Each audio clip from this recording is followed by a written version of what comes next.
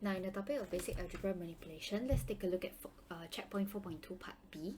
Okay, now this is a little bit complicated because we are talking about a fraction within a fraction, but don't worry, just break them down into smaller parts.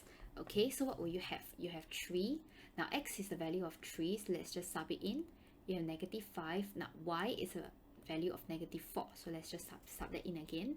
You have 2, 3, negative 4, and 2 over, you have a 3 over negative 4, then you have a negative 4 square over 2. Okay, now take note, whenever I write my negative, that means I substitute a negative inside my numbers, right? You realize what I do? I'll always include my brackets. Okay, so please be very mindful where you're actually drawing your brackets, especially when you have a negative value.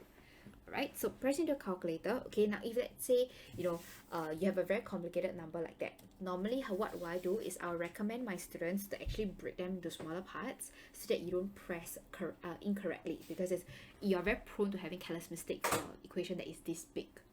Okay, so therefore let's take a look. Now 3 times 3, okay, what will happen is that you will have a 9, alright, and then you have a 80 over here, so you will take 5 multiplied by a bracket of negative 4 square.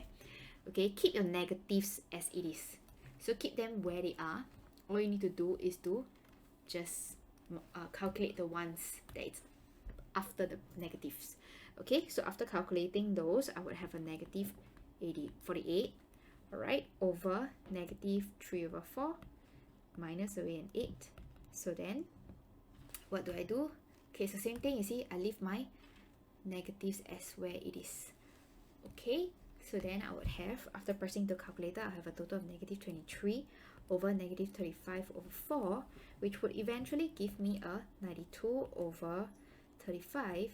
And once you're done, give it as a mixed number. So you have two wholes, 22 over 35. Okay.